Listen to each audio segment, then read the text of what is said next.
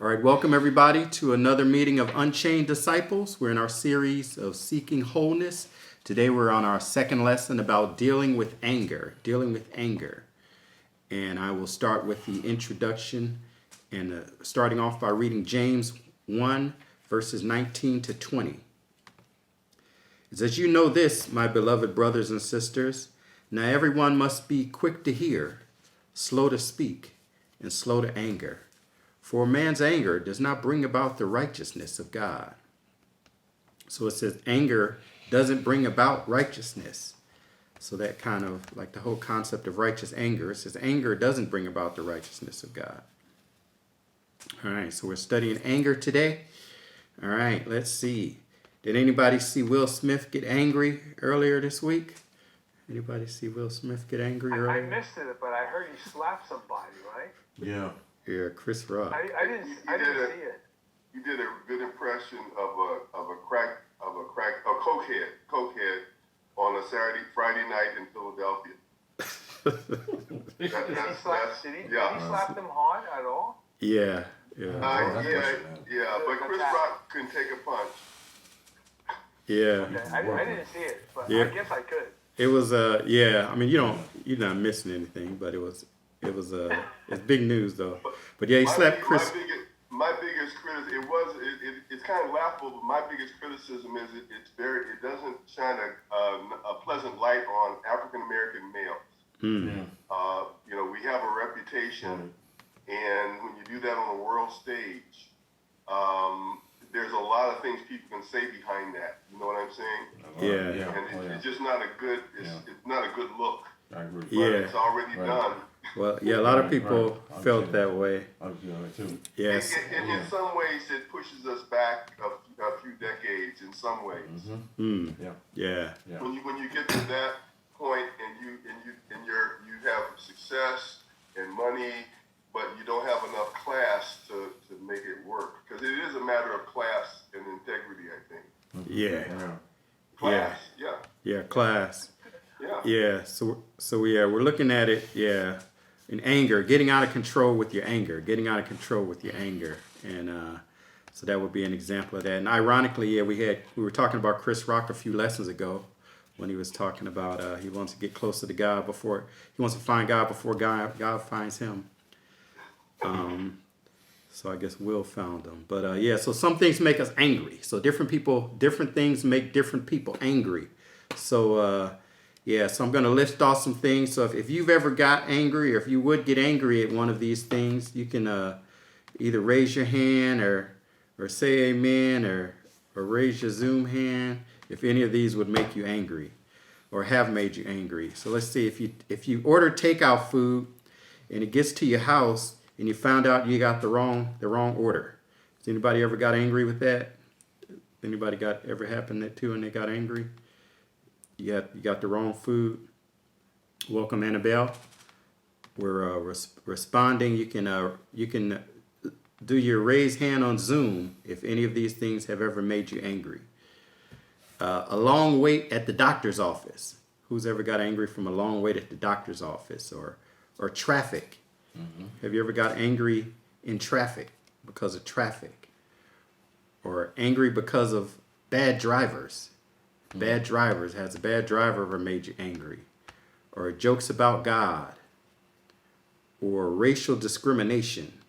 Have you ever gotten angry about racial discrimination or injustice? Mm-hmm. Or jokes about a sensitive topic? Mm-hmm. Or a friend that didn't pay you back some money they owed you? Mm-hmm. Or what about being accused wrongly? Being accused of something you didn't do? Yeah. Or being ignored? Mm-hmm. Somebody ignored you, having to clean up after someone, having loud neighbors, being placed on hold on the phone forever, having rumors spread about you, having something stolen, ingratitude, somebody doesn't show gratitude for something you did that made you angry, not getting a promotion that you deserve, not getting a promotion or getting criticized for something. Inappropriate comments. Or what about bad Bible doctrine? Have you ever gotten angry about bad Bible doctrine? Yes, indeed. Yes. So I've probably gotten angry about most of those. Yeah. And so we there's different things that make us angry, different things that make us angry. So we're gonna look at that. Some people have anger management issues. They haven't learned how to properly cope with anger. So what we're trying to do is we're trying to better understand anger, and with that we're trying to understand ourselves, and also we want to understand God's view on anger, God's view on what anger is and how we should respond to anger. So here's an outline of what we're going to cover today. That was the introduction. And then we're going to go over our traits of wholeness again. We're going to review the last lesson, dealing with anger, part 1. And then we're going to look at the cycle of anger, What does the anger cycle look like? We're going to look at disordered love. Ironically, Pastor Gary actually spoke on it a couple weeks ago. And I had put it off from the last lesson to do this lesson, so that was kind of interesting. Then we're going to talk about the source of our anger, source or the cause of our anger, time permitting. And we're going to talk about anger management strategies, list some anger management strategies, a brief summary, and then we're going to talk about responding with the grace of God, So that's the outline for the lesson today. I'll start off with the traits of wholeness. Traits of wholeness are the qualities that we've defined that we're striving towards. We're in a series on seeking wholeness. We're trying to be emotionally, mentally, and spiritually healthy. God didn't just promise us eternal life. He promised us joy, peace, and patience, and self-control as well. And so we want to be able to heal from the wounds of the past and experiences of the past. So the 30 traits we've identified as that we're striving towards are authenticity, honesty, kindness, not seeking external validation or approval, living by values and principles, setting boundaries, taking ownership of our responsibilities, living with purpose and passion, optimism, confidence, having healthy relationships with others, not losing control of our emotions, being free from addictions, addressing conflict, vulnerability, being vulnerable, not being critical or judgmental, not being jealous, forgiving those who've wronged us in the past, knowing that we're worthy of receiving God's love, not afraid to fail, being able to manage irrational fear, worry, and anxiety, selfless encounters with others, not manipulating others to try to control their actions and reactions. We care about how other people feel. We want to be patient. We want to not give in to peer pressure. We want to communicate directly, not take responsibility for other people's emotions, but do take responsibility for our own emotions. And I've added a new one. We want to be slow to anger. And then finally, we want to be led by the Holy Spirit. So those are the traits that we're striving for. Those are the traits that we're striving for as we seek wholeness.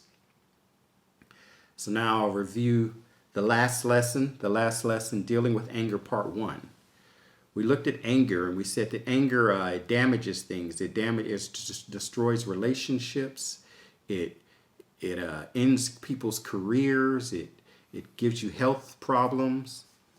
There are some positive sides. It reveals our boundaries. It empowers us to take action, and it helps us right wrongs and stand up for ourselves. The goal of anger is that to gain power in a situation. The goal that our body has of becoming angry. So anger is in a family of emotions. So the anger family of emotion includes anger, hostility, fury, irritability, annoyance, wrath, and rage. All of those are in the family of anger. And then we talked about what happens to your body when you get angry. So first of all, anger triggers the fight or flight response. So we have a natural response, fight or flight. When you have a threat, when something jumps out, if a bear jumps at you, some people will pick up a rock and attack the bear.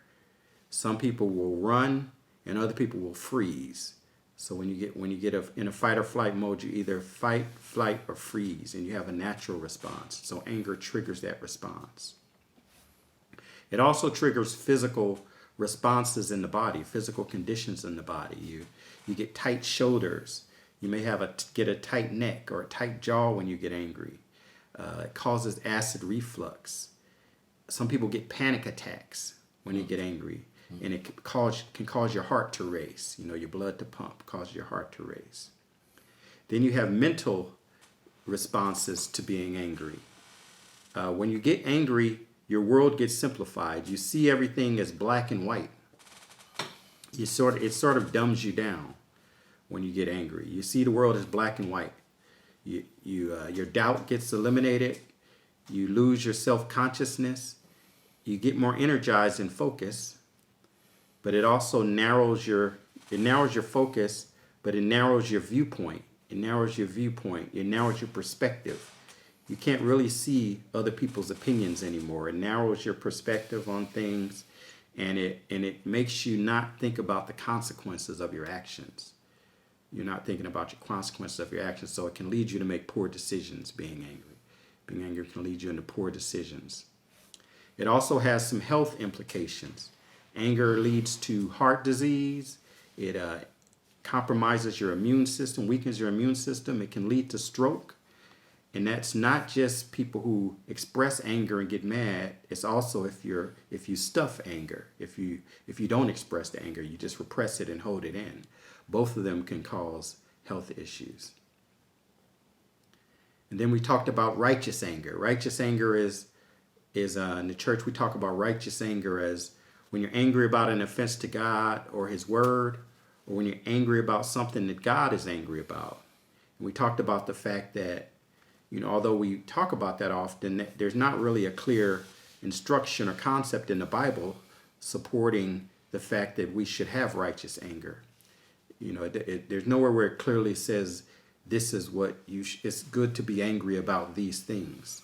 That's kind of a church, and it's even in the world we think, we should be angry about injustice to other people or the particular classes, but there's not any specific commands of God telling us about these things. He tells us we should care for the poor. He's clear on that, but the whole concept of righteous anger isn't clearly there. And but it is clear. It does clearly say that we aren't supposed to judge. God is supposed to judge. So God got angry. Jesus got angry, but it also tells us that God can judge. Jesus can judge, and we're not supposed to judge. So it's not everything that God and Jesus did. That's not instruction for us to do it. Jesus walked on water. Jesus turned water to wine. That doesn't mean we're supposed to supply wine for every party because Jesus did it. All right, and here's a quick video summarizing that concept of righteous anger. Hello, I want to talk about the concept of righteous anger. Is this even a biblical concept? In the church, we usually define righteous anger as being angry about an offense to God or His Word, or being angry about something God would be angry about. We use this to justify our actions, saying it was out of righteous anger. But then I ask, well, where's a Bible verse to support the whole concept of righteous anger? Oftentimes people will say, well, look at Jesus in the temple. He turned over the table. Yes, Jesus was angry. There are examples when God was angry. And so Christians can get angry, but you aren't in the temple turning over tables, so it's not a clear direction of when you should get angry.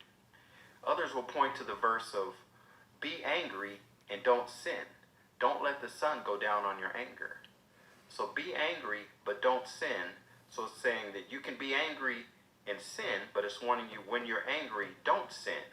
But it's not concerned with the cause of your anger. It's concerned with your response to the anger. So regardless of why you're angry, your response shouldn't be sinful. So you can sin regardless of the cause of your anger. Your response can cause you to sin. Do not let the sun go down on your anger is looking at how long you stay angry. The Bible talks about God being slow to anger. And there are many places it instructs us to be slow to anger. So the small things shouldn't make you angry. So in summary, the Bible doesn't give clear instructions on when it's okay to be angry. It's saying when you are angry, you should be slow to anger. It's concerned with your response to the anger. It's concerned with how long you stay angry.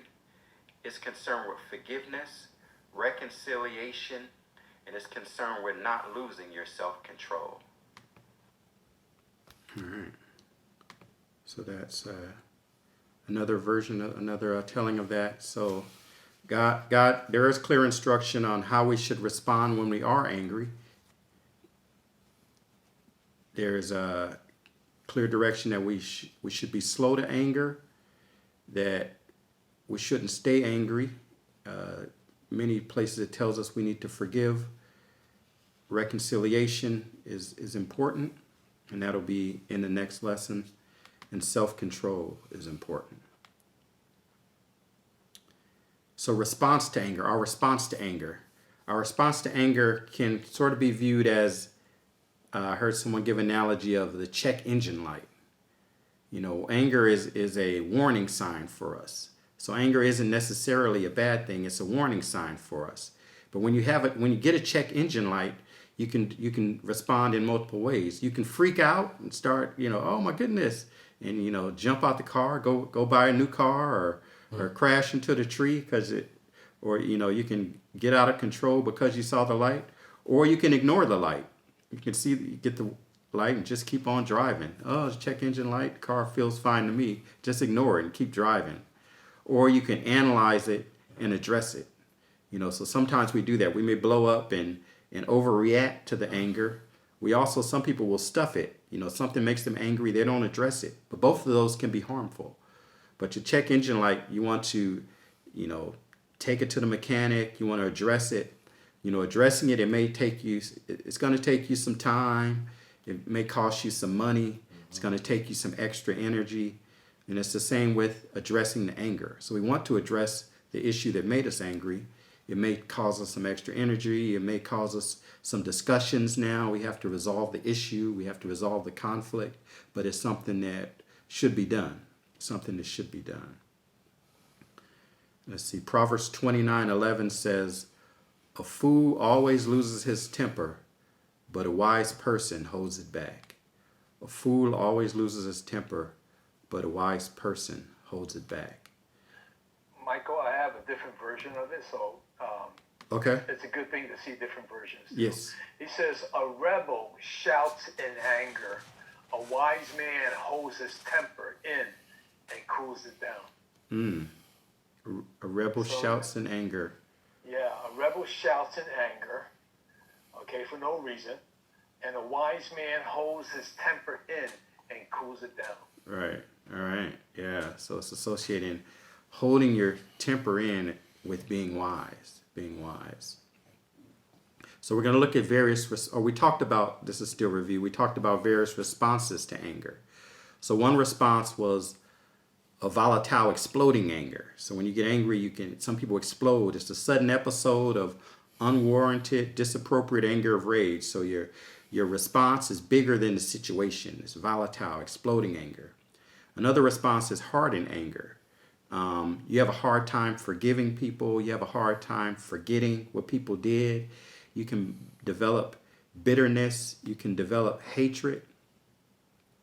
Another response you can have is vengeful anger. So when you get angry, you want revenge on the person. You want to pay somebody back for what they did. You want to pay somebody back for what they did. See an angel coming in? All right. And so an example of that, I remember we used to have a Bible study at somebody's apartment, Ria's apartment, and I was driving there. I was late one day, later than I wanted to get there. So I was about to get on the freeway, and there was a lane that was slow. I was in the faster lane, and it was a car. I thought he might be trying to get in, But I went ahead. I didn't let him in, but he could get in right behind me. So I was like, okay, I'm not clear if wants to get in or not, but it seemed like he might. But I'm gonna go ahead. I didn't let him in. It was a black Porsche. I didn't let the guy in. So I got on the freeway in San Jose, drove to Mountain View, got off the freeway in Mountain View, and then I noticed there was a black Porsche that was behind me. I said, was that guy mad at me? I said, is that the same car? Hey, Angel, welcome. And so I kept driving. Then I realized, okay, that's the same car. He's following me. This car was following me. I said, he's mad. I said, okay, we'll see. So I was going to drive. So I said, okay, let me not drive straight there and bring him there. So I drove. Let me drive a few blocks past it, turn and make a U-turn. And I did that. And then he comes back. He comes back. He's still following me. I said, okay, got a situation in my head now. So I said, let me park a block away. I parked a block away, and then I actually saw Eric driving by. I was like, I don't know if I told you about that, Eric. No. I was like, oh, okay, good. I got some backup. Yeah. But back then I used to videotape, and I had a camera. I had a tripod. They had a handle that was kind of like a gun handle. You remember that on the tripod? Yeah. Oh, yeah. And so it was like we used to joke about it being a gun. And so I went and I parked, kind of slanted, and I jumped out, threw the door open, and then and I just walked to the trunk. And so he stopped his car like way back behind me, and he opened up his door. And so I went to the trunk and I reached in and grabbed my tripod, like started pulling it out. Then I looked back at him.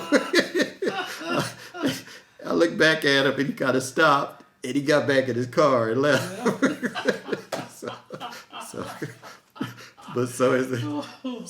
He had vengeful anger. He was vengeful for me not letting him get in. Can we borrow your tripod? I do still have it. Maybe I better put it in the trunk. Yeah, you been back in the trunk the way I don't use it now. Now that I think about it. So God gave me some wisdom of how to get out of that situation. You did. I had no idea. Vengeful anger. And then there's passive anger or stuffing. That's when you're really mad, but you hold it in. You don't express it. So there's passive aggressive anger as well. So some people are angry. So some people express it, they blow up, but other people, they just hold it in. And so some displays of passive aggressive anger, some people may give you the silent treatment. Or some people will just harm themselves. They'll pull out their hair or bite their nails. Other people will make snide comments. Or some people, they'll withhold affection when they're angry, passive aggressive angry. Or they'll forget important dates. Or some people will overeat. Some people will give subtle insults, little subtle insults or sarcasm. Or they'll be intentionally late. They'll be intentionally late as a subtle way to display their anger. Or they intentionally won't finish a task that they're supposed to do. They have a chore that they agreed to do. And I was talking to a guy last week about anger, telling him about the lesson, and he mentioned that he was it's a guy from ALCF. He was working on his anger issues, and I was thinking, you have anger issues? I'm like, you're like the calmest, most easygoing person I know. You got anger issues. But then I realized he was saying his anger issue is that when he's angry, he withdraws. So he'll not go somewhere or not interact. He'll withdraw from it. And I was like, oh, okay. Yeah, that's a good example of the passive anger. So he withdraws and he'll not go to activity. He'll stop going to activities or stop going to places because he was angry. So he would just completely withdraw from interactions or just stop interacting with people or things like that. So that's a response. So there's passive responses to anger that are harmful as well. And then the other response to anger is incidental anger. Incidental anger is when you you're angry at something. You address it motivates you to address the situation. You address it directly, you address it quickly, and then you move on. That's incidental anger. You address the situation, you address it directly, not passive aggressively. Not so you address it directly, and then you move on. You don't linger on it. You don't let it control you. All right. Then we talked about being slow to anger. So God wants us to be slow to anger. Who has Proverbs 14:29?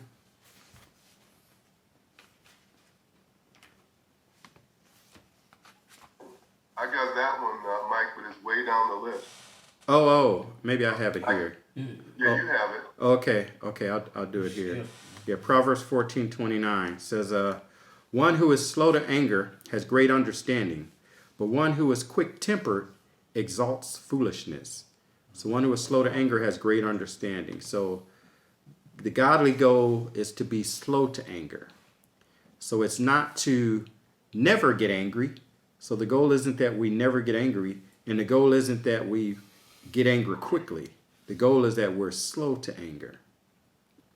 So conflict isn't an opportunity to display your anger. Conflict is an opportunity to display your self-control.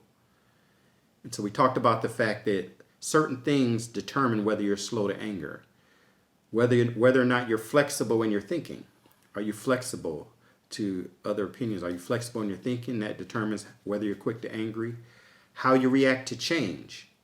Do you respond well to change? That determines how quick you are to anger. And then your default view of the world. How you view the world. Is the world a safe place or a dangerous place? Is the world fair or unfair? If you think the world is unfair, then whatever happens, you're going to maybe get angry because of how you interpret it. Do you think the world is racist and sexist or classist? If you think that, then you're going to get angry when those things happen.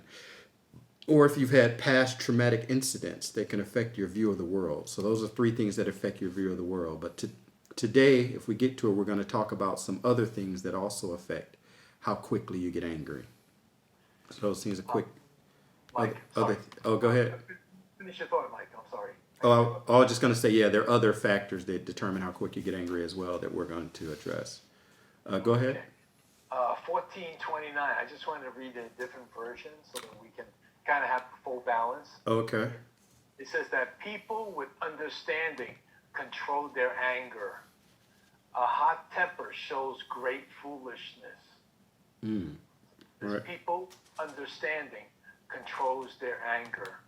A hot temper shows great foolishness, which is really good because I think some of us, you can see today's world, all they do is react to it with bloody emotions, but never a sense of sitting down to reason.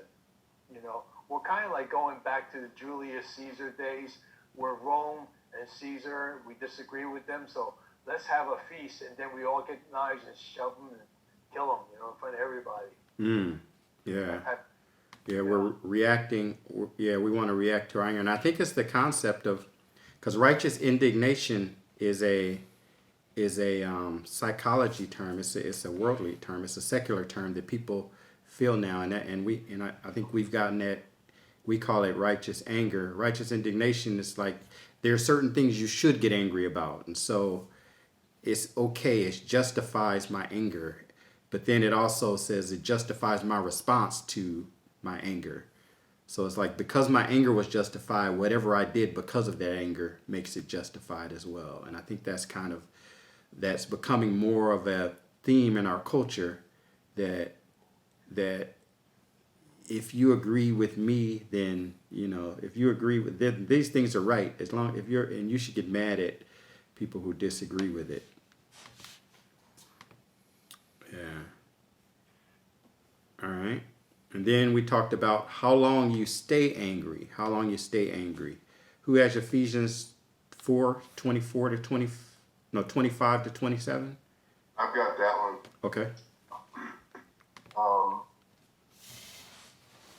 Therefore, each of you must put off falsehood and speak truthfully to his neighbor, for we are all members of one body. In your anger, do not sin. Do not let the sun go down while you're still angry. And do not give the devil a foothold.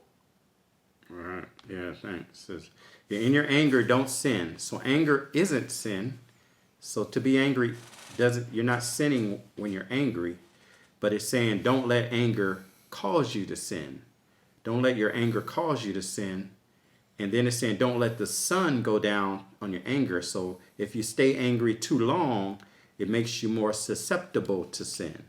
It makes you more susceptible to sin. And then we talked about chronic anger. Chronic anger is when you've been angry about something for 2 months or more. You've been angry a long time about something. You go to bed angry. You wake up angry. And so there's some people that are just angry people.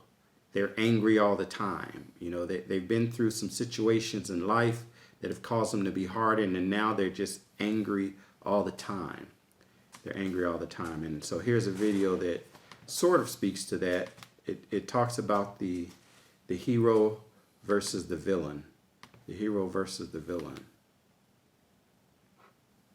And heroes actually have the exact same backstory. The villain story and the backstory of the hero are pain. Yes. The hero's almost always an orphan in some way. They're orphaned. The villain, if you'll watch the movie closely, screenwriters will put a scar on their face, a limp, some sort of speech impediment. What they're indicating is that this person has a painful backstory. So the difference between the villain and the hero is one thing, it's how they responded. And the villain says, the world hurt me, I'm going to hurt it back. And the hero says, the world hurt me, I'm not going to let this happen to me. Wow. It's just literally how you decide to react to pain that causes you to be the villain or the victim. Villains and heroes actually have the exact same back. Yeah, so how you respond to pain determines whether you're the villain or the hero. How you respond to pain. So don't let your anger cause you to sin. Don't let your response to what you've been through cause you to sin. Yes, some people respond with, I'm not going to let that happen to anybody else. Other people respond with, the world owes me and I need to get it back. All right. And then we talked about solutions to it. And today we're going to talk about more solutions to managing your anger. The first one we said was pray. Bring it to God in prayer. Pray to God about your anger.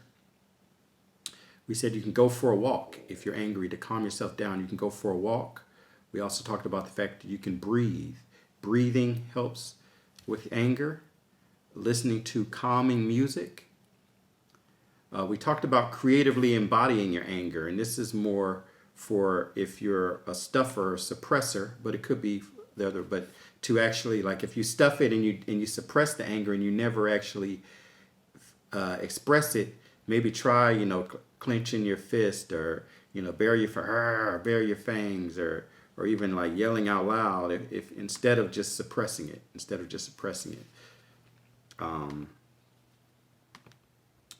Possibly when you're alone, but none of this. And then inquire, ask yourself about the situation. What do I need to see or face that I'm unwilling to face? What needs to be protected or supported? What action do I need to take right now? So asking yourself questions about what's going on. And then lastly, pausing before you respond. So that was the last lesson. Any thoughts or comments about the last lesson?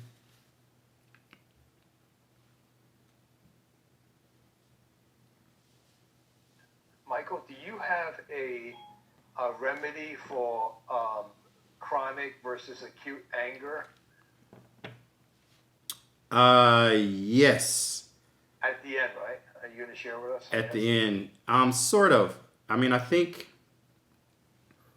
Yeah, I mean, at the end. So I mean, I guess there's some that are kind of lifestyle changes. So chronic, which would be for the chronic. So. At the end I'm going to share, and one of them is keeping a log of your anger, of what made you anger, what triggered it, how long you were angry, and there's a few other columns, exercising. So these would be more kind of lifestyle things. So chronic anger would be more lifestyle, and I guess going through the process of trying to find this, what is it that hurts you that you haven't healed from, and trying to get healed from that. And oftentimes it may be forgiveness or what.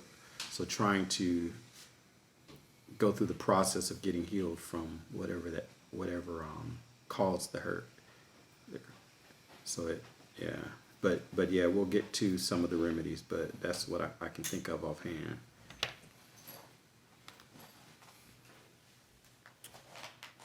Okay. Next up, there's two. I'm going to talk about two definitions of anger. So the interesting thing is when I was having a conversation with the person about anger, and basically he was saying that he felt, and I was telling him that anger was a response to a threat, and he was disagreeing. He said, "Well, no, anger is when you feel there was an injustice done. You get angry when you feel there was an injustice." And he was saying that every type of anger can be shown that, you felt that there was an injustice done to you, or you didn't get what you deserve or what you expected. And so, I was looking at it and thinking about it. And the ironic thing is, when I asked Siri what anger was, and Siri responded with something about a response to injustice. I asked Google what anger was, and Google responded with a response to a threat. And then in a different research I've done, it's different, the two different definitions. So it's sort of two different ways of, they're the same thing, but two different ways. And so I'm calling it rational versus instinctive anger. Rational versus instinctive anger. So rational anger is when it's caused by an injustice. So you felt that somebody has wronged you, the world has wronged you, you felt there was an injustice done, or either you didn't get what you deserved or what you expect. And so with that, the American Psychological Association defines anger as an emotion characterized by an antagonism towards someone or something you feel has deliberately done you wrong. So they say it's an antagonism towards someone or something you feel has deliberately done you wrong. And mentalhealth.net defines anger as a basic human emotion that is experienced by people, typically triggered by an emotional hurt. Anger is usually experienced as an unpleasant feeling that occurs when you think we've been injured, mistreated, opposed in a long-held view, or when we are faced with an obstacle that keeps us from attaining our goals. So that's a little bit more than that. It talks about injured as well, but it's sort of taking that injustice thinking, which is a cause of anger, but it's not the only cause of anger. Because I don't know if you were those who go to Abundant Life. I guess everybody goes to Abundant Life here. So if you're at this sermon on Sunday, Pastor Gary talked about being hangry. Talked about the fact that he gets hangry. Yeah. So who knows what hangry is? What is hangry? Hungry and angry. I'm guessing. Yeah, hungry and angry, but you're angry because you're hungry. So so some people, when they get hungry, they get angry or irritable because they're hungry. And so that doesn't fit the definition of an injustice. It's not because you feel it's wrong that you're hungry. It's just because you're hungry, because you may not even realize you're hungry. Some people may start being irritable and not even realize they're being irritable, and then you give them a Twinkie in there and they're okay. So the second one is sort of an instinctive anger. It's a response to a threat, pain, or discomfort. So Wikipedia says anger, also known as wrath or rage, is an intense emotional state involving a strong, uncomfortable, and non-cooperative response to a perceived provocation, hurt, or threat. And then Dr. Don Snipes says anger is an emotion triggered by a threat which prompted the fight or flight reaction. So there's an instinctive anger that, when you're hangry, or if you're walking along and you stub your toe. Some people may yell and curse and get angry. It's because of pain. It's a response to the pain. Or some people are irritable when they're sleepy, or there's some people that are irritable when they're on their cycle. You know, it's not because you felt there was an injustice. It's a biological, you know, response to something going on biological, or a response to a uncomfortability or a response to threat. So they're both both is the same anger. You know, if you think of like a chihuahua, I saw a video of a bear coming out, and the guy had a chihuahua with him, and the chihuahua jumps up and starts barking at the bear. You know, and it's the same with some people. A trigger happens, fight or some people respond with fight, some people respond with flight, but the people who respond with fight, sometimes that's accompanied with anger, and it's not, and it can happen before you even think. You know, it can happen even before you even think about it. So there's a sort of an instinctive or a natural anger response as well. So there's sort of both. We have both types of anger. Well, it's the same anger, so biologically it's the same, but we have both triggers. All right, so now I'll talk about any thoughts on that?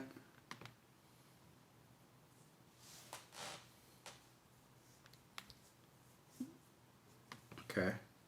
Now I'll talk about the cycle of anger. The cycle of anger. So what does it look like when you get angry? So we'll take a deeper look at what happens when you get angry. So when you get angry, it relates, you know, your thoughts, your feelings, and your behavior are all involved. Your thoughts, your feelings, and your behavior. So understanding it better can make you aware of, understand yourself better, and then also give you an understanding of your early warning signs. If for people who have anger problems, you know, they can tell, you know, some signs that you're getting angry. So the first thing that happens when you get angry is there's a triggering event. The first thing in the anger cycle is there's some triggering event. So it may be a feeling that you've been used, or a feeling that you've been disrespected, or maybe someone cut you off in traffic, or you may feel that you were treated unfairly, or you didn't get something you deserve. So there's some event that triggers your anger. So first there's a triggering event. There's a triggering event. And then second, you have your automatic thoughts, or maybe a judgment at times. So this is sort of the injustice anger, type of anger. So your second is you have an automatic thoughts. So, you know, you think, oh, they didn't give me what they owed me, or they're taking me for granted. Or you think, oh, I'm the weakest link on the team, or they don't value the work that I'm doing here, or that driver doesn't care about anybody but themselves. And so the trigger happens, and then you have a thought. You have an automatic thought. And oftentimes that thought, you're passing a judgment on what happened. And then you have an emotional response. You know, sometimes it can actually be switched. The emotional response can happen first. You have an emotional response. So you feel rage towards the other driver. So you feel rage towards the other driver, or maybe you feel shame for being the weakest member of the team, or maybe you feel anxiety or hopelessness or fear or hurt or jealousy. So it triggers some type of an emotion in you. You get some type of emotion other than anger that gets triggered. So you get some other emotion in you. And then you may have an emotional response to your thoughts. You may have images of aggression or revenge. You may have images of revenge, or you may think, oh, I'll teach her a lesson, or oh, I hope he gets in an accident, or I should really punch that person, or I should go up on stage and slap him for saying that. You have an emotional response to what happened. And then you have physical reaction. You have a physical reaction. So maybe your heart starts pounding, your palms may get sweaty, your muscles may get tense, your neck, your jaw, your stomach can get tense, you're clenching your jaw, you start feeling hot, flustered, you may get tightness in your chest. So you have a physical response, something in your body responds to it. And then finally you have the behavior. you have the behavior that you do in response. So maybe it's yelling, maybe it's cursing, maybe it's arguing, maybe it's crying, or clenching your fists or raising your voice. You're raising your voice now. Are you glaring at somebody, or you start a fight, you punch somebody. So you have the behavior response. So that's the cycle that we go through. It's a triggering event. There's automatic thoughts. There's an emotional response. There's the emotional response thoughts. There's a physical reaction, and then there's a behavioral response. So the strategies to dealing with it can deal with handling at different areas, And so one would be like early warning signs. If you know you have anger, one thing you can do is set an alarm or having a heart rate monitor. You can see when your heart rate goes up. Was one suggestion. Then you can, and so here are some questions to ask yourself. What benefits or payoff does anger give you? What benefits or payoff does anger give you? What's the benefit you get out of being angry? The second question is, does that payoff often lead to negative consequences? And the question is there another way to get that benefit? So that benefit of feeling safe, that benefit of having your way, that benefit of feeling heard, is there another way to achieve that other than your anger response? And ask yourself, how does anger keep you from moving towards the things that will bring you a rich and meaningful life? Like you have goals that you want in life, things you want to achieve. Is anger preventing you from getting what you want to achieve? And then think of what thoughts, feelings, and behaviors would be a better use of your energy. What thoughts, feelings, or behaviors would be a better use of your energy than getting angry? Let's see, any thoughts on those? Any thoughts on that? The anger cycle. Welcome, Patrice.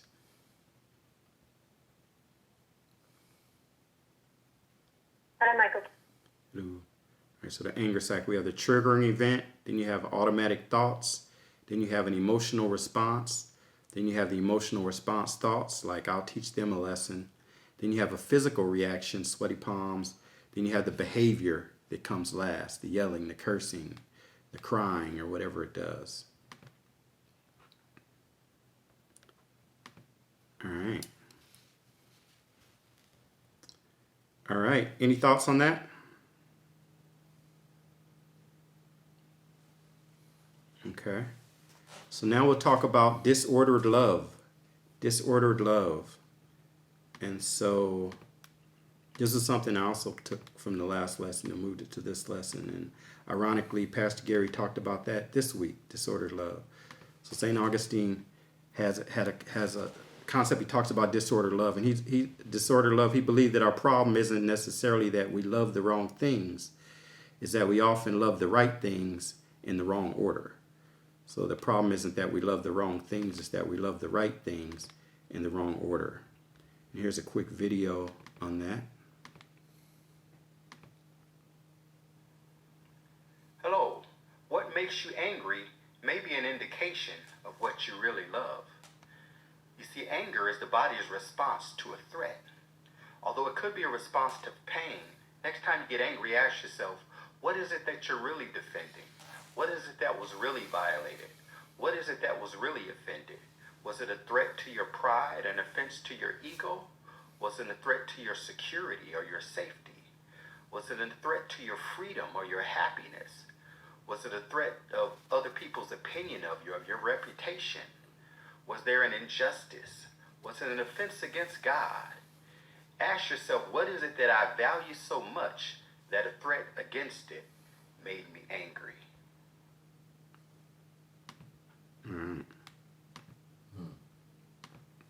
Yeah, so the concept that what you're angry about can be an indicator of what you love. So when you're angry next time, so if you think about, are there certain things that you always get angry about? You want to act, or certain times when you get angry, you want to ask yourself, okay, what is it that was violated? What is it that I'm defending? What is it that I love that was threatened? Why is this an injustice? Was it a threat to was it my pride?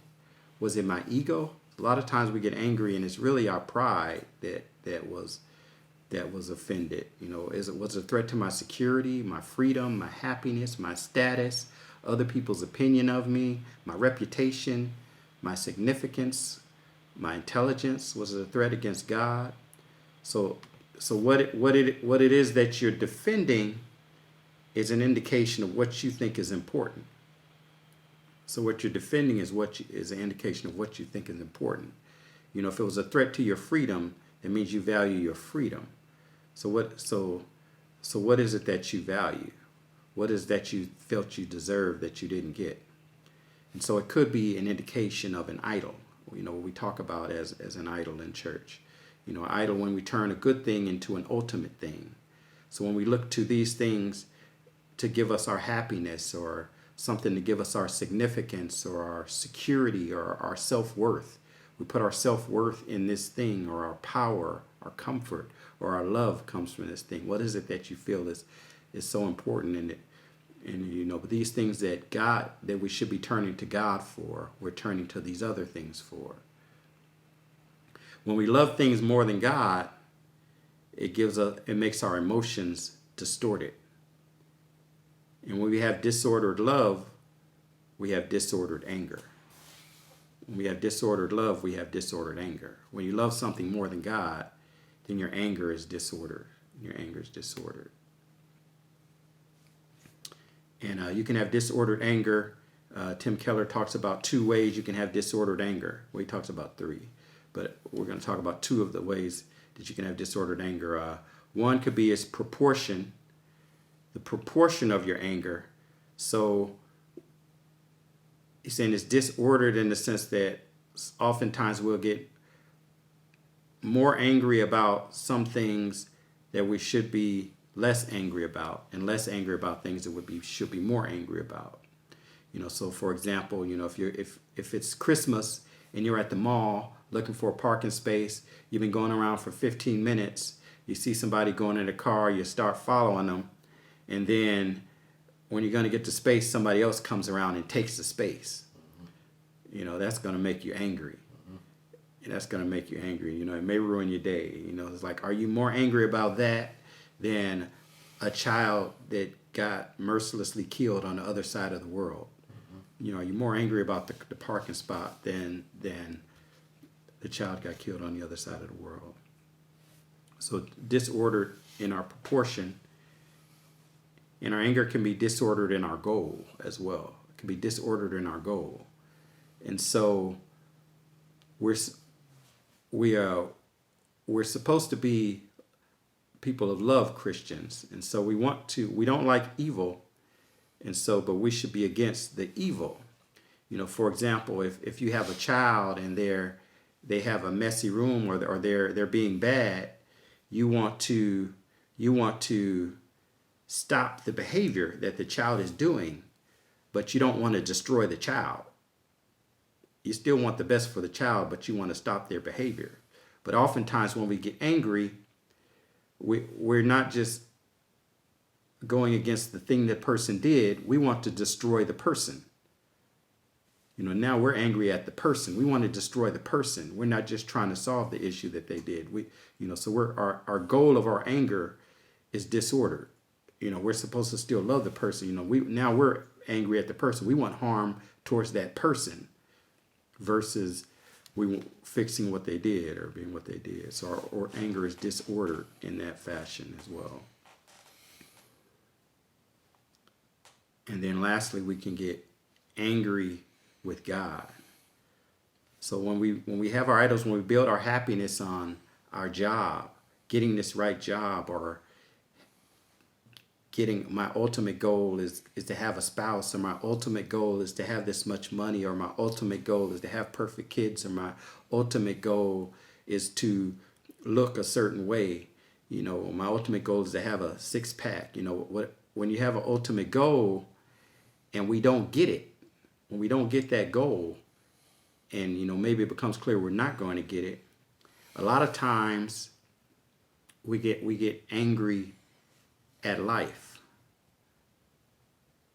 And a lot of times people will even get angry at God because they don't get what they want. And so that's another way that our anger is disordered.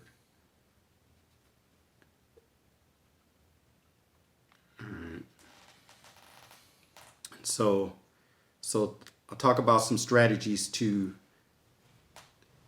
some strategies to help you get over disordered love. Some strategies to help you get over disordered love.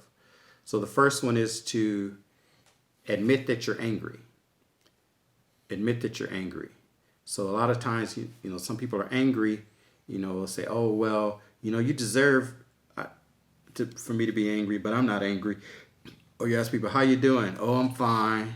You know, it's like, you say, you okay? No, what's wrong? Oh, nothing's wrong. Nothing's wrong. You know, so the first thing is we need to admit that we're angry. Don't lie to ourselves that we're not angry when we're angry. So admit that we are angry. We may believe that if I show anger, then that shows vulnerability or shows weakness or it's not Christian-like. It's not Christian-like to be angry.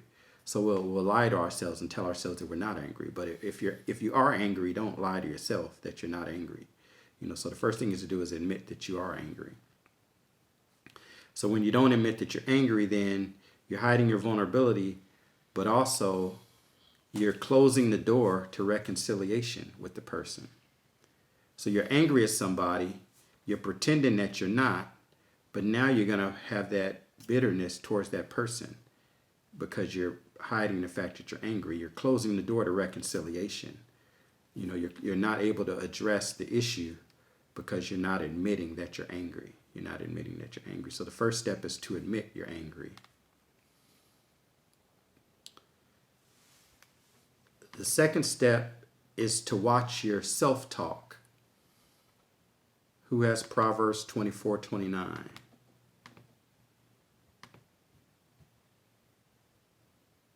Probably me. Let me look it up because I have a bunch of Proverbs. 24, Oh, 29. yeah, that's right. You took yes. No, I don't have it. Do I have it? No, I don't have that one. I can get it if I can. 24, 29? Yeah.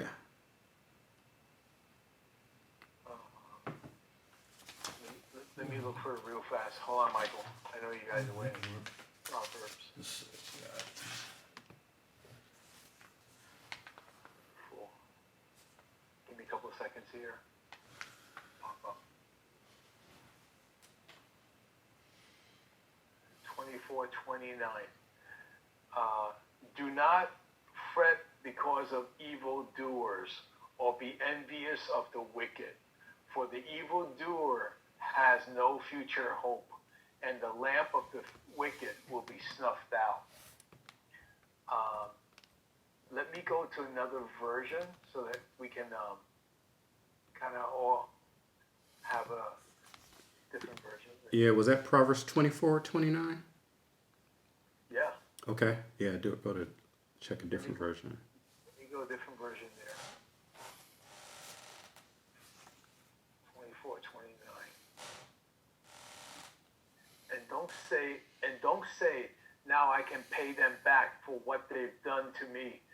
I'll get even with them. Yeah. All right. Yeah. So don't say. So it says, don't say I need to pay them back for what they did. Don't get even with them. So when you say I want to pay them back for what they did, I need to get even with them, who are you talking to? You're talking to yourself. I need to pay them back. So when we get angry, we have self-talk. So the self-talk, and so when we get angry, it's not necessarily what happened to you that made you angry. It could also be what you tell yourself about what happened to you. So it's oftentimes it's not what happened to us that made us angry. It's what we tell ourselves about what happened to us. So for example, you're exiting, it's a busy freeway exit, long line, and a car cuts in front of you, and a car, you've been waiting, and then a car, just goes up in the front and squeezes in. And you get mad, and you get angry. And so, but some people will tell themselves, oh, look at that guy driving, look at Chris up there driving that Tesla. He thinks he's entitled to get up there. Or they may say, oh, those people really don't know how to drive. Those blank people, it's like, oh, certain race, certain gender. They say, oh, those blank people, that's what you tell yourself. Or you may say, oh, that's not fair. I've been waiting a long time. So that's what the self-talk you have. Or you may tell yourself, man, I should have done that. That's what you're thinking inside, but you're mad at the other person for doing it. But you're wishing, oh, I should have done that. I wouldn't have to line that. Or you could tell yourself, oh, the woman in the passenger seat must be having a baby. They need to get off the freeway now. I hope they make it. Or you could tell yourself, oh, that's an ambulance. It must be important. Or you could tell yourself, oh, they probably have to use a bathroom really bad. I hope they make it. And so how you respond, whether you're angry or not, is determined by what you tell yourself about the situation. So your self-talk, what you tell yourself, determines whether or not you're angry about the situation. Oftentimes. And so it's you put the meaning to the event. And so sometimes we're defending our ego, defending our pride, defending our self-esteem. So watch your self-talk. That's another technique, strategy for having disordered love. Watch the self-talk that you tell yourself. And then lastly is self-analysis. Self-analysis. So some questions you can ask yourself. Ask yourself, what is the big important thing that I'm defending? So think about this throughout the week when you get angry at something. Think about, okay, what is this big important thing that I'm defending? Why is this thing important enough to make me want to go clobber somebody? Or why am I so angry? Why is it so important that I don't look bad? Why is it so important that this person not get the best of me? Why is it, so ask yourself, do some analysis on why you're really angry. What it really is that you're defending. And let's see. So this is Keller told a story of two couples he was counseling. And in both situations, the husband had done an offense, and the wives were angry at them. And so he counseled them, and he thought it was a situation where they should eventually forgive. And one person was able to forgive, but the offense that person did was bigger than the other person's offense. And the other person wasn't able to forgive. They weren't able to forgive. So he counseled, but they weren't able to forgive. And so then after eventually talking with her, he said what he found is that the result of what the husband did was it impacted the relationship between her and her son.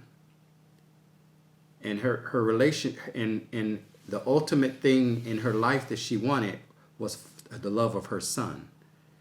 So anything that interfered with the love of her son to her was unforgivable, because that was what was put on a pedestal. And then talking to her more, he found even the love of God, that was so abstract that the love of her son was more important than the love of God even in her life. And so we want to figure out, what is it that is so important in our life, and that an offense against it is unforgivable and inexcusable. And so to determine if we have a disordered love, if we have something that is higher, more important than God in our life. What is it that's more important than God in reality in our lives? Any thoughts? Disordered love.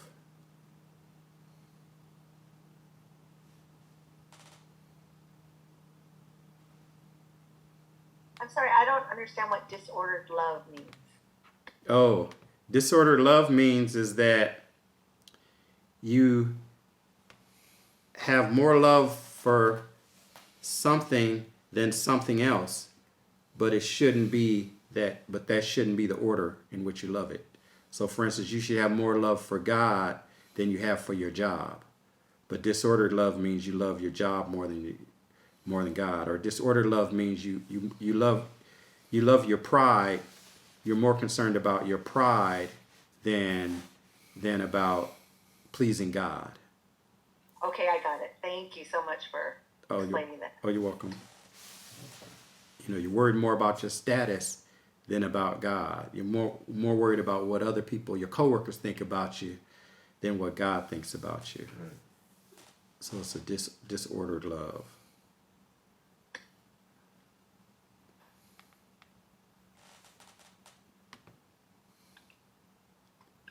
Any other thoughts on it? A lot of good stuff. It's a lot of good stuff. I guess I have anger issues. You have anger issues? Okay. That self-analysis is really good because, you think you're mad about this, but if you really do an analysis, you find out, oh, this is, like you said, it's my pride that really was hurting, not what they said or the way they said it. So that self-analysis is really important. Yeah, because I may be angry at something and I want to frame it like, oh, this is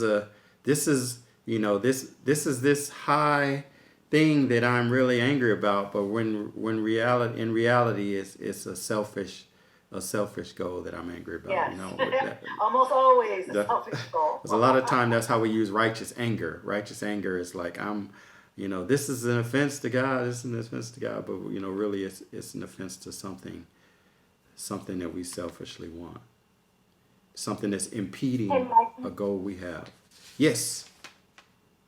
Hey, this is Patrice on the phone. Hey, so your example has to do with husbands who cheated on their wives, right? And Well, the wives it wasn't necessarily cheated. It was an offense. He didn't say what the offense was. Okay, so I just want to make sure, because I feel like victims, we got to be I think cognizant of victims as well. When things happen to somebody, yes. A lot of people are like, forgive, but give them time to process first, right? Right. So, and the other thing is, it seems like a lot of focus goes on the victim and forgiveness, but what about the person who committed the offense? So, was that person also thinking about God? Because you had mentioned this one wife who she was thinking about her son, right? So then it was she thought about the son more than she thought of God, and so she couldn't forgive the husband. But when the husband was committing the offense, was he necessarily thinking about God? So the point I'm trying to make is that we need to we need to look at both perspectives and see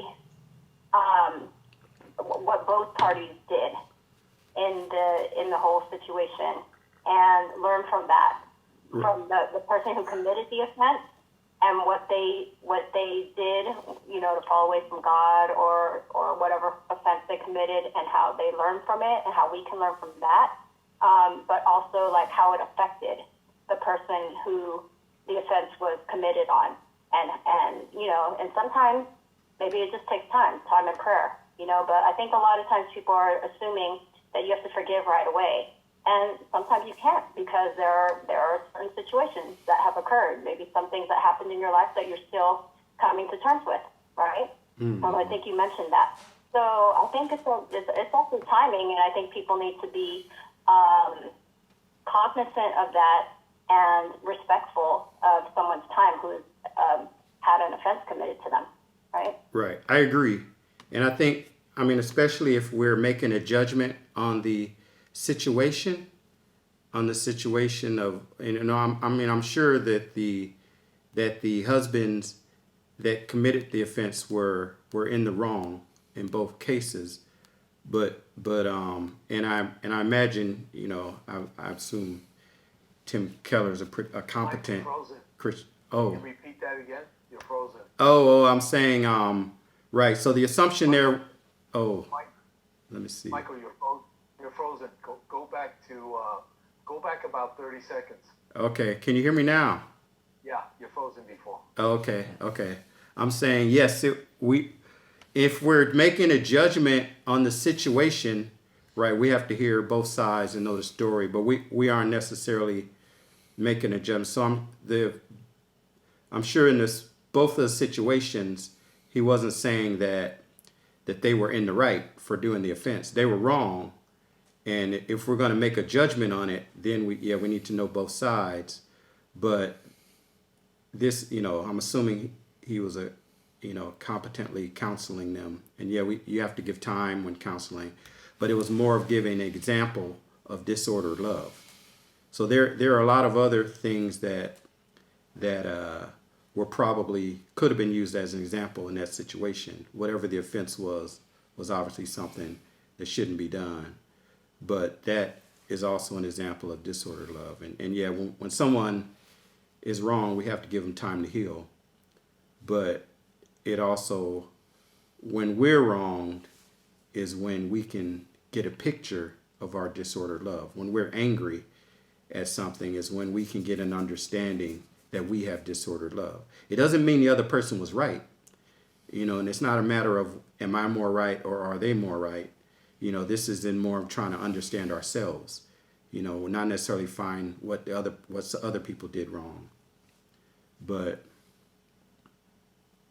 yeah, I know that may be a sensitive issue and that people are wrong and victimized, but when we are wronged, then that is when we can give us an indication, and there are, some things that are harder to forgive than others.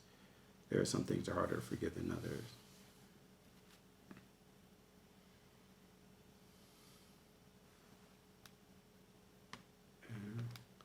Okay, any other thoughts on that? Disordered love?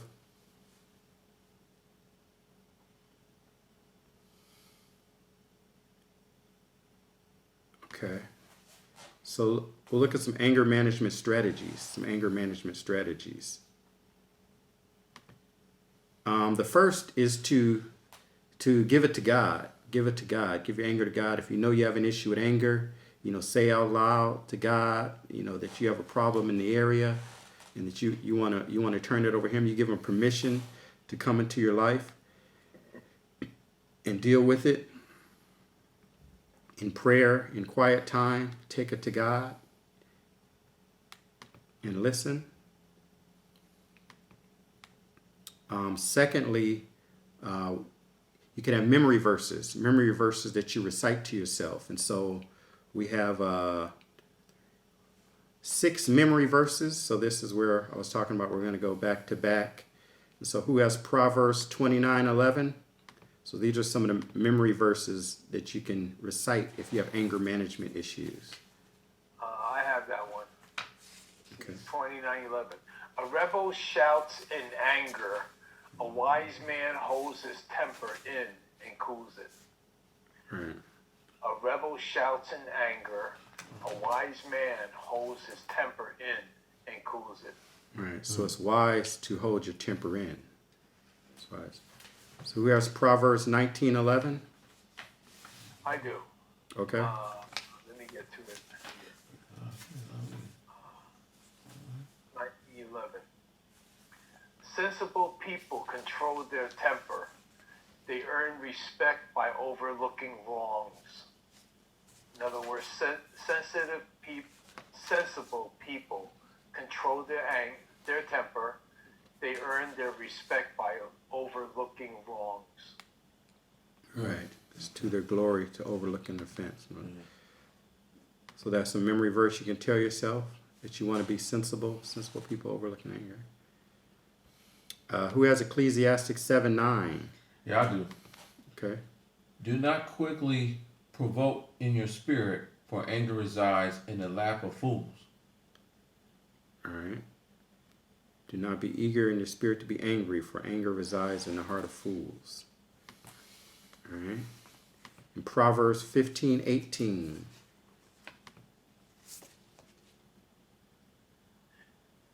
15:18 says, a hot-tempered person starts fights. A cool-tempered person stops them. A hot-tempered person starts fights. A cool-tempered person stops them. All right. Proverbs 14:29. I have that one. People with understanding control their anger. A hot temper shows great foolishness. People with understanding controls their anger. A hot temper shows great foolishness. All right. And Proverbs 15:1. I got that one. A gentle answer turns away wrath, but a harsh word stirs up anger. All right. A gentle answer turns away wrath, but a harsh word stirs up anger. So those are some verses you can recite to yourself. You can recite to yourself to remind yourself. Remind yourself to be slow to anger. To be slow to anger. Another thing, anger management technique you can use is to breathe. So when you feel yourself getting angry, when you feel yourself in the midst of anger, you can breathe. So you can, one breathing technique, you can inhale to 7, count to 7, exhale to a count of 11. Another you can do is called box breathing, where you breathe in to a certain count, maybe 5. Breathe in 5, count of 5, 1, 2, 3, 4, 5, and then hold your breath for a count of 5, 1, 2, 3, 4, 5. And then breathe out for a count of 5, 1, 2, 3, 4, 5, then hold it for a count of 5, 1, 2, 3, 4, 5. So it's a box, so square. So breathe in. So you're breathing in through your nose, into your stomach, your diaphragm, breathing out through your mouth. Box breathing. And then another technique is just before you respond, if someone has made you angry, take 3 deep breaths before you respond. Take 3 deep breaths. Breathing. Another behavioral technique you can use is to develop canned responses for controversial topics. So if there's controversial topics that trigger you and tick you off, just develop some canned responses. So canned responses, some that are, respectful, not insulting, but just things that you have a canned response that you have already prepared. So somebody brings up this topic and you don't want to go there. And so you have a canned response. So like, for instance, you may say, I don't discuss politics before 5 p.m. So they say something, I don't discuss politics before 5 p.m. So have a canned response is another solution. And then in conjunction with that is the broken record technique. So maybe say, I don't discuss politics. Somebody wants to tell you about, that horrible Democrat or that horrible Republican. And you say, I don't discuss politics before 5, or that horrible independent. I don't discuss politics before 5 p.m. And then they bring it up again. So you don't have to think of another response. The broken record technique say the same thing in the same tone. So say, I don't discuss politics before 5 p.m. Yeah, but did you see what he did with the such and such? I don't discuss politics before 5 p.m. So if you say it again in the same exact tone, that's communicating to them, yeah, I don't want to talk about this. I don't want to go there. So the broken record technique. Another technique you can use to manage your anger is self-talk. So self-talk, you can have the memory verses, but you can have self-talks like maybe say, oh, it's all good. It's all good. Yeah. Somebody gets in front of you in the line at the grocery store. You could either jump up there, but you can say, it's all good. It's all good. Just say it's all good. Or you can tell yourself, letting go of my anger clears my mind and allows me to make wise decisions. Letting go of my anger allows me to make wise decisions. Or you can tell yourself, making smart decisions allows me to have a peaceful life. I strive for peace in my life and in my mind. So you could have self-talk that you tell yourself, I strive for peace in my mind. Let's see. Does anybody have any of these that they put into place? Any behavioral, any developed canned responses, any broken record, any self-talk that they do or that they've heard? breathe. When a kid starts talking, I breathe and count 1, 2. In front of my classroom, I remember I was so mad. I can't remember what it was. I just started counting out loud. 1, 2. And all the kids knew, oh, she's mad. You better just shut up.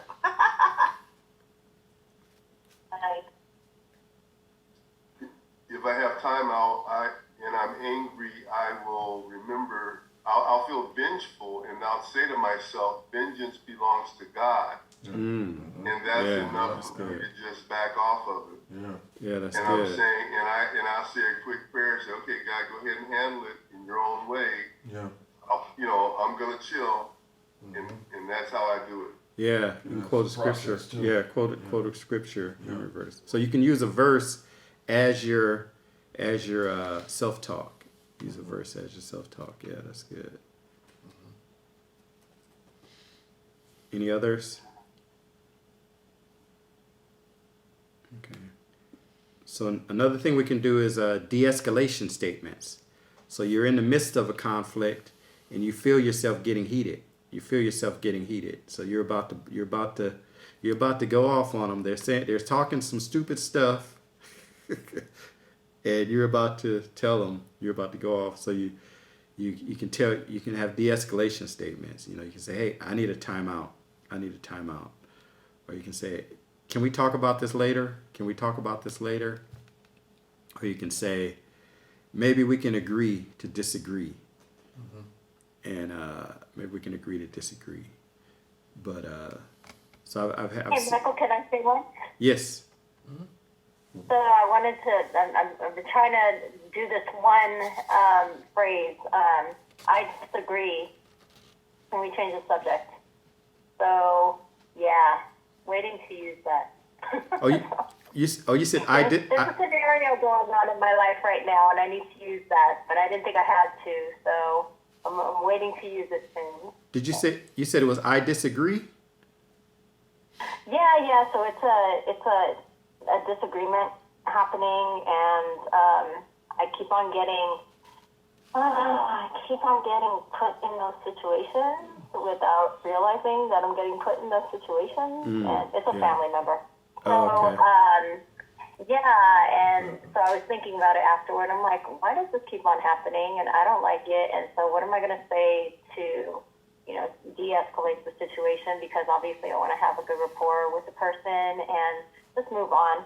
I was like, what can I say? And I was like, I think I'm going to say I disagree, because I feel like I need to let the person know, whatever you're saying, I think you're trying to convince me a certain way, and I disagree with it. And then I was like, well, what do I say after that? And I was like, okay, so we just change the subject. So that's what I was planning on saying. I haven't gotten to that part yet, but that's my goal. Well, I would suggest maybe instead of just I agree, maybe you can say maybe we can agree, because I disagree is kind of confrontational still, and then. Yeah, I'm sorry. I forgot to mention that we already had agreed to disagree. We already stated this. That this stuff is going on. Yeah, so sorry, I didn't preface it with that. Oh, okay. Yeah, so you can say maybe we can agree to disagree, and maybe you can use the broken record. Maybe we can agree to disagree, and right. But when you use a de-escalation statement, what you don't want to do is, like, if you're arguing about something to somebody, and you don't want to, angrily state your point and then say, maybe we could agree to disagree. If you got to end the conversation, let them say what they have to say and then say, maybe we could, don't say, no, you're an idiot because of this. Maybe we can agree to disagree. Like, conversation's over. So if you're going to end the statement with a de-escalation statement, end it after they said what they need to say. Okay, I'll think about it. No, that's true.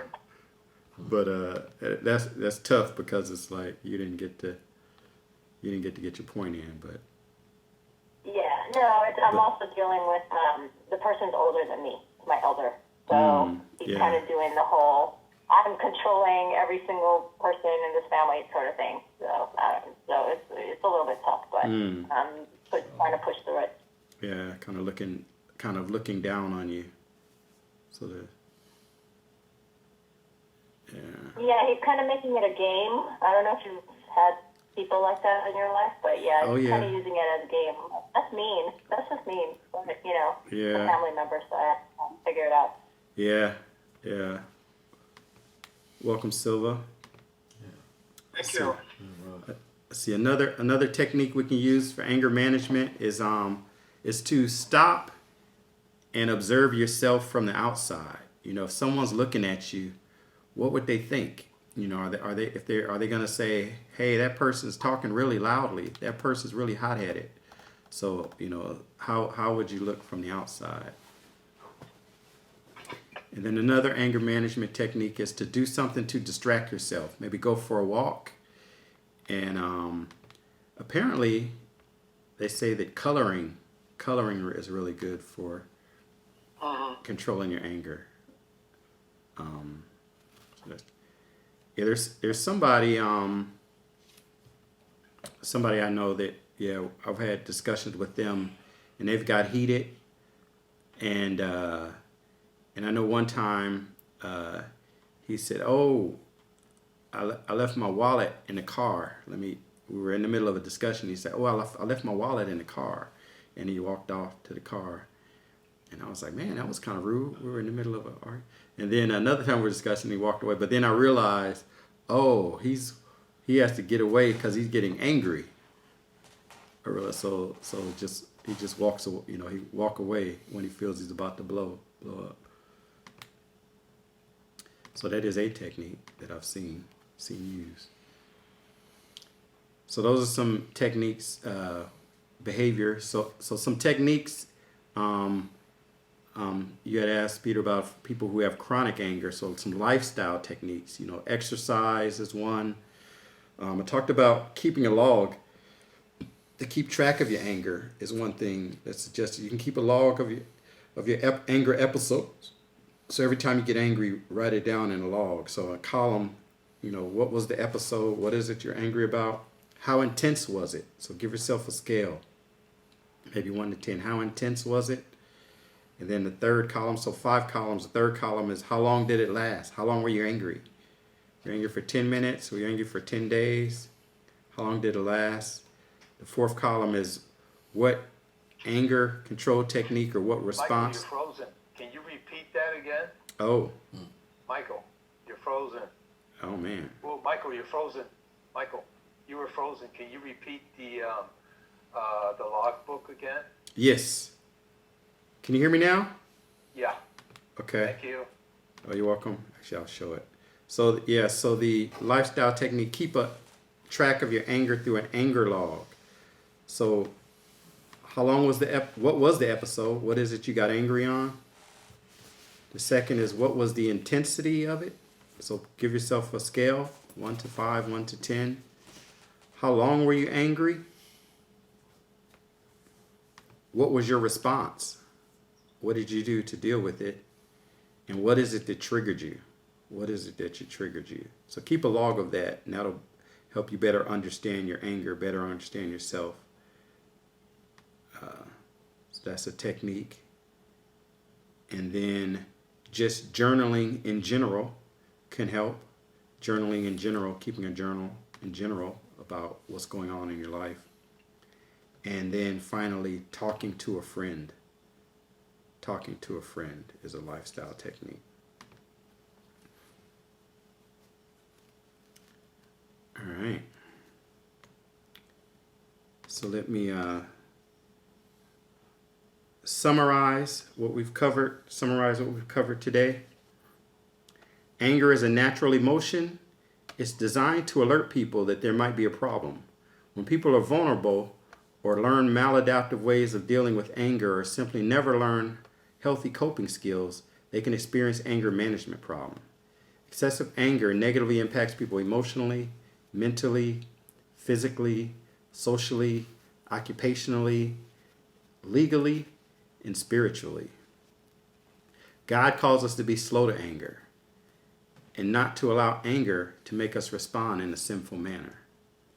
Effective anger management involves preventing vulnerabilities, being aware of and working on sensitive areas or threat areas, preventing anger whenever possible, in developing immediate coping responses to deal with it when it occurs. All right. And finally, so we'll talk about responding with the grace of God. Responding with the grace of God. So, this is another from Keller. It's like So if you're a parent, you're going to sacrifice for your child. Even a bad parent is going to make some sacrifices for their child. And so, some people feel like the deepest pain you could have is for your child to say, "You haven't done anything for me, and I hate you." That's maybe the most undeserved thing you can have, because it's like every parent has sacrificed, and so that's a deep pain that you can have. And so when you have that, you have three options. You could either withdraw, not associate with them, write them off, kick them out, withdraw from them. The second option is you can rage back at them. You can yell back at them. You can curse back at them. You can yell back at them. If they're raging at you, you rage back at them. And then the third option is that you can lovingly come close to them and still insist on the truth, though. So, like, if they want to borrow your car or whatever, and they're saying, "Oh, I hate you. You won't let me do that." Don't yell back at them. Absorb their yelling. Absorb their anger, but insist on the truth. So you don't pay them back with anger, but you don't budge on your truth. So you don't, you absorb the anger, but you insist on the truth. But you don't pull away from them. You move in closer to them. You move in closer to them is a response. And we talked about how oftentimes we can get angry with God because of the things that have happened in our life, the things that didn't happen in our life. We get angry with God. And so when we get angry with God, God doesn't withdraw from us. God doesn't withdraw from us. So God actually, the anger that the world had towards him, he clothed himself in flesh and actually came to earth to draw closer to us. To draw closer to us. He held to his truth and drew closer to us. And in return, we killed him. But now, as a result of his sacrifice, we now receive God's grace. We receive the grace of God. We receive grace for our anger, for things that we've done wrong. We receive the grace of God. And so since God showed us great grace, we can try to show that same grace to someone who's made us angry. Just walking away, let's seek the truth and live the life. Mm-hmm.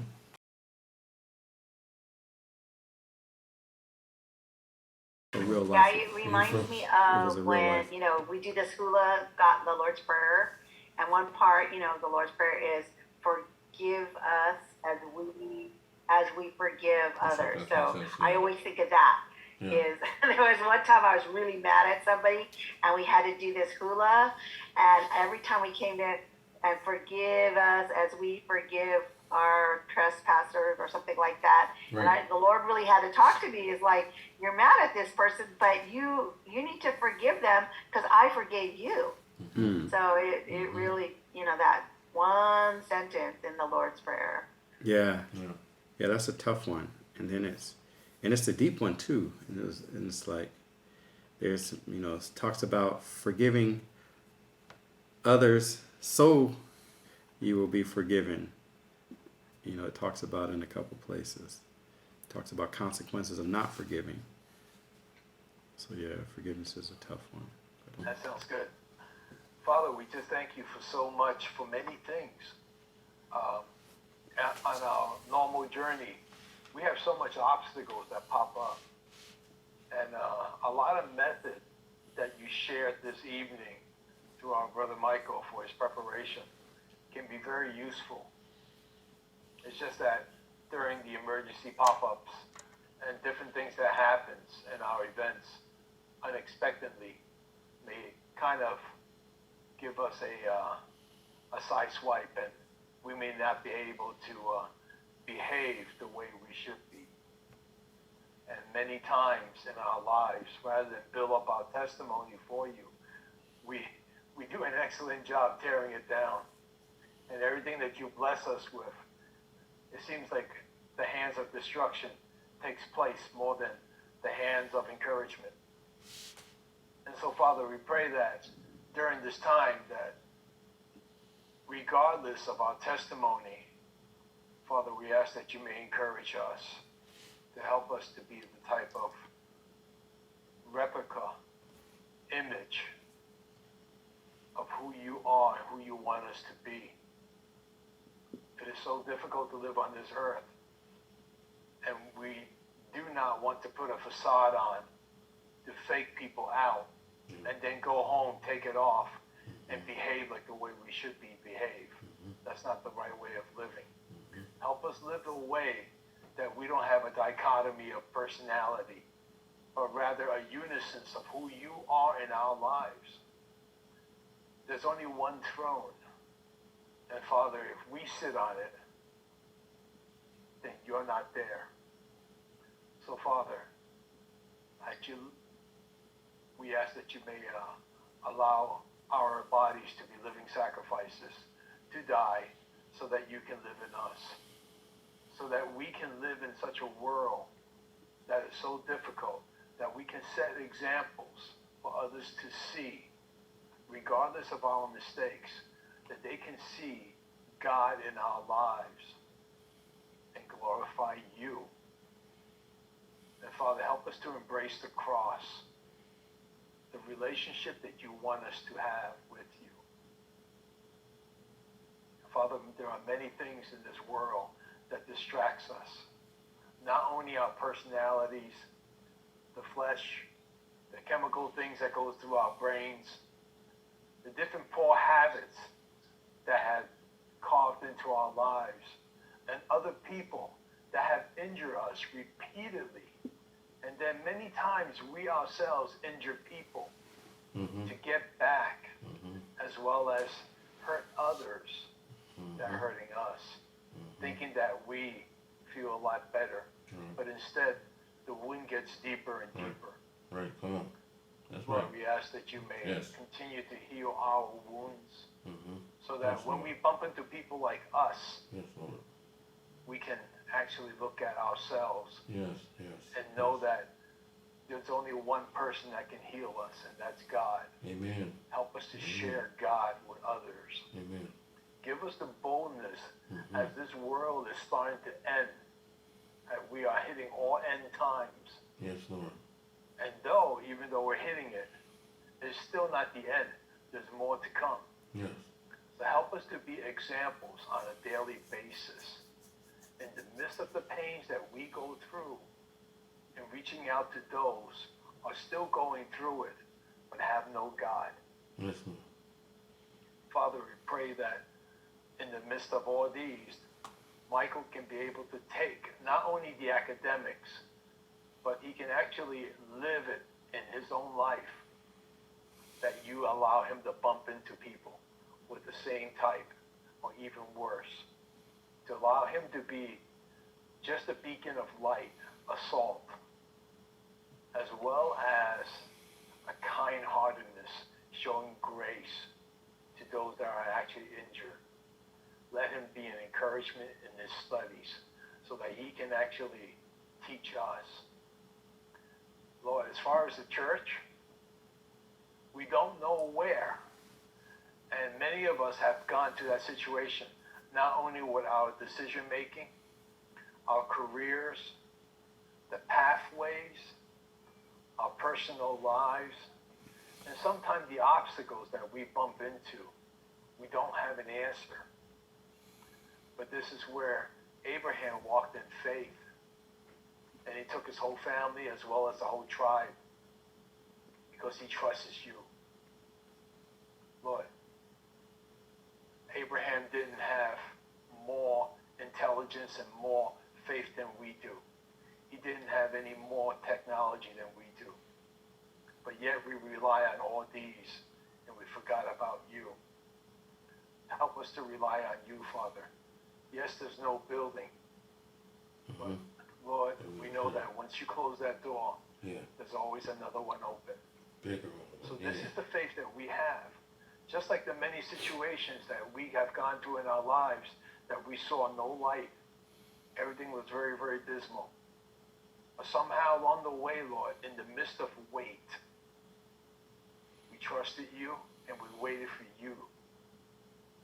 We know one thing, Lord, that if your spirit is not there, don't send us over there either.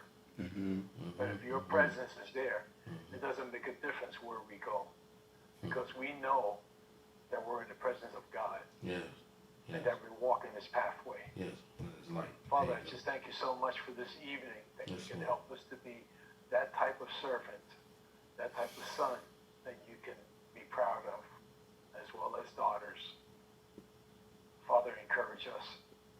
And even though we have guilt and we make a lot of mistakes, and many times we feel like we tarnish and we destroy your name, Lord, help us to recover.